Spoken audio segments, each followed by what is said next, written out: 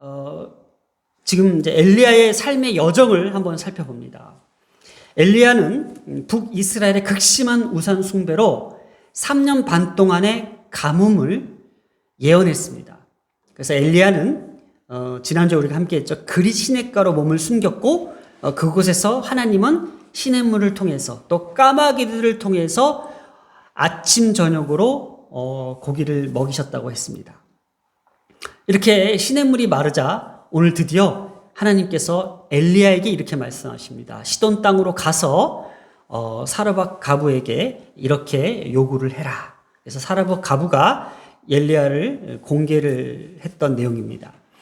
이렇게 3년 뒤 바알 숭배들과 또 대결하면서 하나님만이 참 신임을 엘리야를 통해서 증명시켜 주십니다. 또 그 위에 엘리야도요, 아무리 우리가 알고 있는 훌륭한 선지자이지만은 인간일 수밖에 없었습니다. 이세벨의 칼을 통하여 호렙산으로 도망가서 이렇게 살아서 뭐하냐. 내가 이제까지 하나님의 명령대로 말씀대로 순종하면서 여기까지 왔는데 결국은 나는 이렇게 비참한 신세가 됐다 해서 스스로 목숨을 끊으려고 할 때에 하나님의 음성을 듣고 다시 용기를 내었던 내용들이 나옵니다. 그리고 이러한 모든 삶의 여정 속에서 최종적으로 엘리야는 죽음을 보지 않고 회오리 바람을 타고 승천했던 내용들입니다. 그래서 이 내용, 엘리야의 내용은 설교 주제로는 아주 풍성하고 주제가 아주 많이 나옵니다. 그래서 우리가 설교를 통해서 참 많이 들었던 내용들이 바로 엘리야 선지자의 내용입니다. 자, 그런데 우리가 지난주에 엘리야 선지자를 통해서 어떤 신학적 대주제라는 것을 명시했던 것이 바로 하나님이 모든 우주 만물의 근원이시자 창조자이시고 말씀대로 이 세상을 지으셨다라는 것. 그래서 결론적으로 하나님이 우리의 삶의 생명의 공급자이시다는 것을 엘리야의 입술을 통하여 우리가 지난주에 나눴다는 거예요.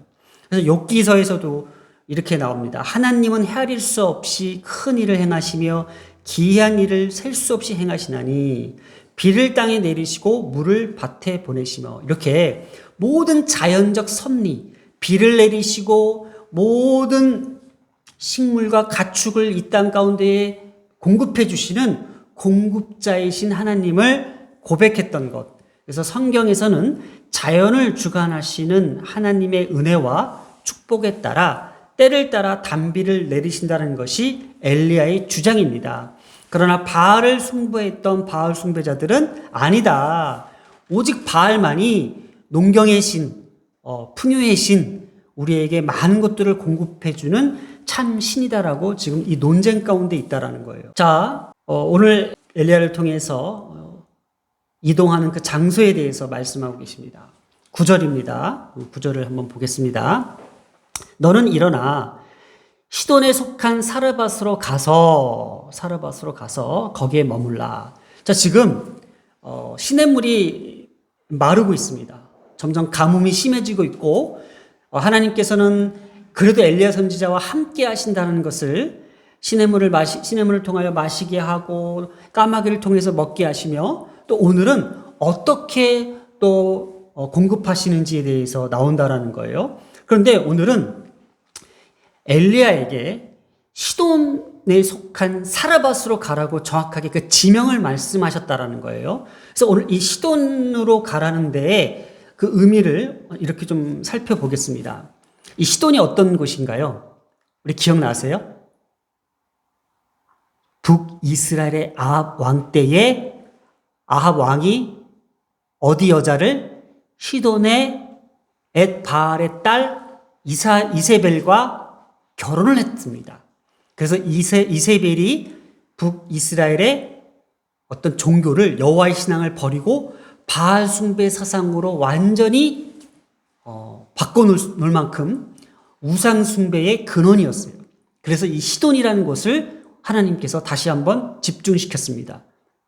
그러면 우리가 알듯이 이 시돈이라는 곳은 엣 바알의 성지였고 또 바알 숭배 사상의 어떤 근원지였다는 거예요. 근데 하나님이 엘리야에게 야, 너 그쪽으로 가. 이렇게 얘기하는 거예요. 여러분 같으면 어떻게 가기 좀 껄끄럽지 않았을까요? 그 마찬가지라고 저는 생각합니다. 엘리야도 그 이세벨의 아버지 앱바알이 다스렸던 이 지역, 이 두로와 시돈 사이에 해안 성읍이 있는데 이곳을 바로 시돈이라고 합니다. 시돈에 속한 사르밧입니다. 자, 엘리야는 인간적인 심정으로 가기 싫었던, 원치 않았던 장소가 아마 이곳이 아니었나. 그럼에도 불구하고 엘리야는 하나님의 말씀에 순종하고 이곳으로 발걸음을 옮겼다는 것 그 자체를 우리는 주목해야 된다라는 거예요.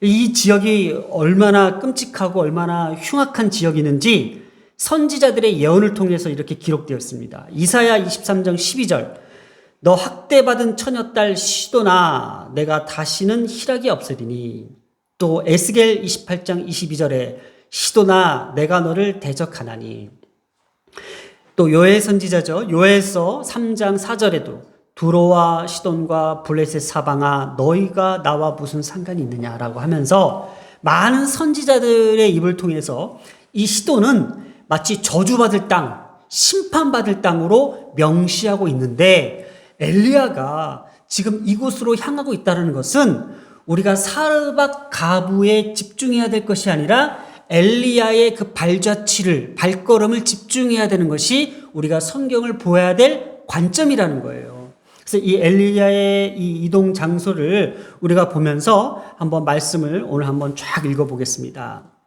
사르밧으로 갑니다. 거기에 과부에게 명령하여 음식을 주게 하라고 합니다. 엘리야에게 가장 그 열악한 환경을 마치 조성하듯이 첫 번째 어디요? 시돈으로 가라고 그랬어요. 시돈이 우상 숭배의 근원지로서 엘리야가 그렇게 가기 싫었던, 원치 않았던 곳이었는데 또 가서 과부에게 음식을 요구했다라는 거예요. 그래서 성경이 과부를 의미하는 것은 뭘까요? 부정한 거와 가난한 거예요. 남편을 잃었기 때문에 불행한 여인, 남편을 만나서 평범하게 또 풍요롭게 살아가는 것에 대한 반대적 개념으로서 과부에게 음식을 달라는 것은 정말 까마귀가 날 짐승과 죽은 시체를 먹는 까마귀에게 음식을 받는 것만큼 참 아이러니하며 참 어떤 자연의 섭리, 어떤 본성을 거스르는 그러한 상황들을 지금 하나님께서 펼쳐주신다라는 거예요. 시돈으로 가라. 거기에 또 과부에게 음식을 주게 하라. 이렇게 얘기하니 이것은 좀 하나님께서 엘리야 입장에서는 부정적인 입장을 지금 보여주는 거예요. 이걸 우리의 삶으로 봤을 때 참 하나님께서 저에게 목회자가 되라고 하는데 목회자가 되면서 너는 개척을 해라. 어디 이렇게 안정적인 큰 대형교회 있지 말아라 하는 것처럼 막 저에게 어떤 제가 원치 않는 어떤 그 방향으로 하나님께서 이끄시지 않았나라는 거에 대해서 참 제가 엘리야의 심정이 있었어도 이건 좀 약간 부당하다라고 느낄 정도로 좀 힘들었을 것 같아요. 자, 그때 상황을 한번 보겠습니다. 10절입니다. 자, 그가 일어나서 사르밧으로 가서 성문에 이를 때에 한 가부가 거기서 나뭇가지를 줍는데요. 자, 이러한 그 어떤 전개도 되게 비참한 전개예요.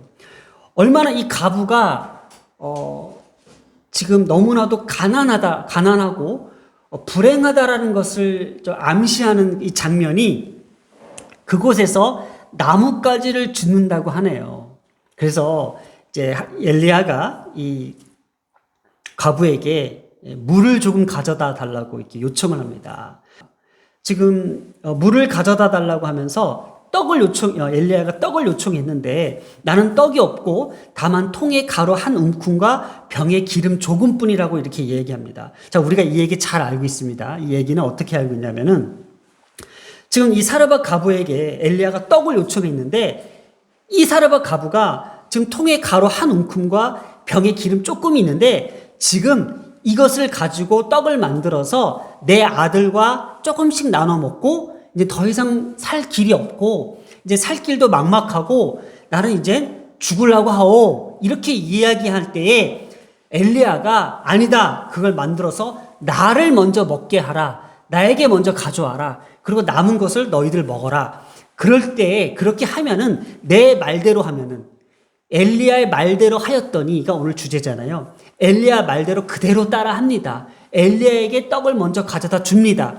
그랬더니 이런 일이 벌어집니다. 15절 그가 가서 엘리야 말대로 하였더니 엘리야와 그의 식구가 여러 날 먹었대요. 기적 같은 일이 벌어진 거예요. 그래서 여호와께서 엘리야에 통하여 하신 말씀같이 통에 가루가 떨어지지 아니하고 병에 기름이 없어지지 아니하리라. 그랬더니 오늘날 이렇게 어떤 설교의 내용들이 다 이제 이런 식으로 가는 거예요. 봐라. 엘리야 선지자를 이렇게 자기가 아낌없이 섬겼더니 이렇게 하나님께서 넘치도록 채워주시지 않았냐라는 것이 틀린 말은 아니에요. 맞아요. 이 말도 맞는데 우리가 하나님께서 그래도 이 성경에서 하려고 하는 이 메시지는 무엇일까? 여기에 있잖아요. 14절을 보면은 여호와가 비를 지면에 내리신 날까지 결국 뭐예요? 공급자에 대한 포커스가 있어야 되는 거예요. 과연 이 떡과 이 밀가루와 이 기름을 누가 줬냐라는 거에 대한 포커스가 있어야 돼요. 이 지점이에요. 그러니까 주제의 주인공이 사르밧 가부가 아니라 엘리야가 지금 하나님의 명령에 따라서 지금 공급자 대신 하나님이 너가 나한테 이렇게 했을 때에 이렇게 해 주실 것이고 해 주시는 분이 이분이시다라는 것을 하나님을 지금 등장시키는 거예요. 그래서 공급자 대신 하나님께서 바로 비를 내리시는 그 하나님이라고 지금 표현을 했다는 것이 오늘 성경의 메시지예요. 자, 지금 이 여인의 절망적 현실이 이렇다라는 거죠. 나는 떡이 없고 다만 통에 가루 한 움큼과 벽에 기름이 있다. 그리고 내가 나뭇가지 둘을 주어다가, 그러니까 이거 땔감용이에요. 그러니까 땔감이 있어야지 이거 떡을 구울 수가 있잖아요. 근데 이때 당시에 이 나뭇가지를 줍는다는 어떤 그 의미는 보통 잘 사는 사람들은 종을 통하여 하인들을 통하여 땔감을 구해오게 합니다. 그리고 이 땔감을 통해서 풍성하게 먹고 마실 수 있는데 지금 땔감조차도 없어서 나뭇가지를 줍는 신세를 지금 비하한 거예요. 그만큼 이렇게 이 여인의 그 절망적 현실을 지금 이야기하고 있습니다. 그리고 아들이 있었네요. 또 아들이 있었는데 그 아들에게 줄 떡도 없을 만큼 너무나도 지금 절망적 현실을 지금 얘기하고 있다라는 거예요. 그래서 이 음식을 만들어 먹고 그 후에는 어떻게 해요? 죽을 각오를 하고 죽을 수밖에 없는 현실까지 나왔다라는 거예요. 그런데 엘리야가 이렇게 이야기합니다. 엘리야가 13절에 두려워하지 말래요. 지금 이 여인이 두려워하는 게 뭘까요? 당장 내일 먹을 것이 없다. 이것을 지금 두려워하고 있어요. 이렇게 시킵니다. 가서 내 말대로 하라고 합니다. 그러니 이 여인이 어떤 선택을 할 수 있을까? 아니 지금 내가 당장 먹을 떡도 없고 당장 내 아들 먹을 것도 없어. 지금 죽을 직전에 있는데 지금 낯선 그것도 이방. 그러니까 그 여자 입장에서는 그 과부 입장에서는 엘리야 선지자가 이방이 되겠죠. 다른 종교를 갖고 있는 사람이 와서 떡을 요구하니 정말 말도 안 되는 일이잖아요. 그런데 이 여인이 그대로 했다는 거죠. 그러면서 엘리야의 말을 계속 지금 우리가 주목해야 됩니다. 14절. 이스라엘의 하나님을 대해서 얘기합니다. 여호와의 말씀이, 그러니까 하나님이 참 신이신 그 하나님이 모든 것이 공급자 대신이 그 공급자를 믿지 않을래? 라는 제안을 합니다. 그래서 여호와가 비를 지면에 내리시는 날까지, 그러니까 비를 내리시는 분이 바알이 아닌 여호와 하나님이다라는 겁니다. 15절에 그가 가서 엘리야의 말대로 하였더니 16절 여호와께서 엘리야를 통하여 하신 말씀이 그대로 이루어졌다라는 거예요. 그래서 오늘 이 말씀을 이렇게 짧게 한번 우리가 살펴봅니다. 절망적일 수밖에 없었던 시돈의 사르밧 그 여인, 그 과부의 그 모든 삶의 현실, 그 절망을 어떻게 희망적으로 지금 그 버스를 갈아탈 수 있었냐라는 거예요. 그것이 오늘 말씀의 포커스예요. 이게 바로 엘리야가 신학적 대주제로 지금 가지고 온 참신 하나님에 대해서 지금 이야기를 했다라는 거예요. 공급자 대신 그 하나님에 대해서 지금 엘리야가 이 사르밧 가부에게 지금 전달하고자 하는 메시지가 여기 있다라는 거예요.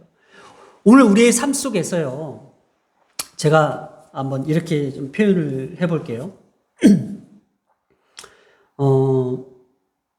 오늘 우리가 열심히 공부하고 또 열심히 직장 생활을 위해서 살아가는 그 이유가 뭘까라는 거 잘 한번 생각해 보면은 어떤 미래에 대한 두려움, 걱정, 불안 때문이에요.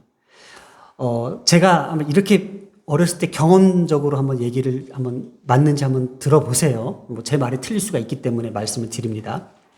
우리나라는요, 민족 자체가 너무나도 처절하게 가난하고 먹을 것이 없었던 때가 많았어요. 역사적으로 외세의 약탈도 많이 당했고 또 예세의 어떤 지배도 많이 당하다 보니까는 어떻게 해서라도 내일을 위해서 준비해야 될 어떤 그런 삶을 지켜내야 된다는 어떤 강박관념이 있어요. 제가 어렸을 때 이제 아르헨티나에서 이제 살았었는데 그 아르헨티나를 이렇게 역사를 보고 사람들이 주변에 얘기를 들어보면은 내일이가 없어요. 내일이 없어요. 그냥 오늘만 사는 거예요. 오늘 먹고 오늘 즐기고 오늘만 살더라고요. 그래서 왜 그럴까? 그들은요, 이미 역사적으로 모든 게 풍족했어요. 먹을 것이 넘쳤고요. 자원이 풍부했고요.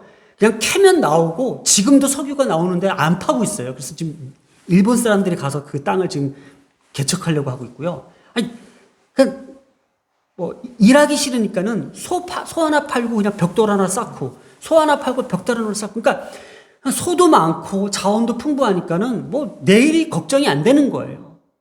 그러니 그냥 오늘만 살고 오늘 탱고 놀고 탱자탱자 놀다가 먹고 마시고 그냥 뭐 넘쳐나는 거잖아요. 그러니까 민족 자체가 민족성이 다른 거예요. 우리나라 사람은 당장 내일을 위해서 준비해야 돼요. 내일을 위해서 공부해야 되고 내일을 위해서 취업도 해야 되고요. 당장 내일을 위해서 집도 사야 되고요. 그러니까 이게 틀려요. 그래서 그들이 갖고 있는 어떤 민족의 어떤 민족성과 우리나라 민족성은 다르다는 거예요. 그러다 보니까 우리나라 뭐가 빠르잖아요. 모든 게 빨라요. 왜냐하면 내일을 준비해야 되니까. 뭐든지 빨라요. 산업도 빠르고. 자, 그래서 오늘 우리 기독교도 마찬가지예요. 그냥 어떤 내일에 대한 두려움, 내일에 대한 불안, 어떤 그런 갈망들 때문에 더 열심히 잘 믿는 것 같아요. 자, 그런데 오늘 우리가 갖고 있는 이 두려움을 우리가 하나님을 믿는 사람으로서 참 이것을 다시 한번 생각해 보아야 될 것이 저는 이렇게 좀 표현하고 싶어요. 아주 이 두려움이라는 것은 되게 소극적인 거예요, 사실은. 별거 아닌 거예요. 그러니까 남미에 있는 사람들이 볼 때는 뭐 저렇게까지 해? 뭐 저게 큰일 날 일이야? 이렇게 생각할 수도 있는 아주 작은 부분인 거예요. 왜냐? 그들에게는 너무나도 공급되는 게 많았던 거예요. 저 오늘 이렇게 생각하자고요, 오늘. 우리 자녀들도 앞으로 열심히 공부하고 또 열심히 살아가야 되며 치열하게 살아가는 이 현실에서 너무 두려워하지 말자라는 거예요. 뭘까요? 그 남미 사람들이 생각했던 건 뭐예요? 우리는 내일 오면 또 소도 많고, 열매들도 많고, 그냥 가만히 있어도 주렁주렁 열리고, 자기네들은 그냥 누군가 공급해준다고 생각했을 거예요. 오늘도 우리 대한민국도 조금은 좀 마음에 이런 여유가 필요한데, 그래도 그게 안 되잖아요. 그러나 믿는 우리에게는 믿는 구석이 있어야 된다고 생각합니다. 저는 이것이 지금 엘리야가 말하고자 하는 것, 그 떡을 가져와라. 걱정하지 마라. 공급자가 지금 여기 계신다. 그 공급자의 말대로 하자. 오늘 우리의 기독교가요. 기독교의 교육도 그래요. 당장 내일에 대한 불안과 두려움을 자꾸 조장해버려요. 그러니 어떻게 해요? 잘 먹고 잘 살기 위한 그 또 다른 것, 그런 것들을 자꾸 만들어내는 거예요. 겁주는 거예요. 이렇게 하면 큰일 나. 그게 뭐예요? 너무 성경적이지 않잖아요. 걱정하지 말아라. 그러면 꼭 그 선지자한테 잘했기 때문에 축복받은 게 아니라고요. 이미 엘리야가 말했던 거는 공급자 대신 그 하나님을 얘기했잖아요. 비를 내리시는 자에 대해서 자연의 섭리자이자 창조주이시자 만물의 주관자이신 그 여호와 하나님에 대해서 얘기했던 거잖아요. 그 말대로 해라. 그 버스를 타라. 그걸로 갈아타라는 거예요. 더 이상 두려움의 정거장에 머물러 있지 말고 지금 공급자가 너희들에게 주실 것들을 타라는 거예요. 저는 그래서 우리의 자녀들 세대에 좀 담대했으면 좋겠어요. 두려워하지 말아라. 이 소극적인 두려움에서 적극적으로 우리에게 공급해 주신 그 하나님을 붙들어라 라는 것이 저는 이 성경의 주제에 더 맞다고 보고 있다는 거예요. 물론 사르밧 가구의 그 행동은 참 이야기거리로 충분합니다. 그러나 지금 아무리 제가 이 성경을 읽어봐도 이거는 하나님이 우리에게 공급하신다. 그러니 걱정하지 말아라. 오늘 이 시간 우리가 하나님이 나의 공급자이시라는 것에 대해서 의심 안 했으면 좋겠어요. 두려워하지 않았으면 좋겠어요. 우리가 정말 두려워하는 것이 무엇일까?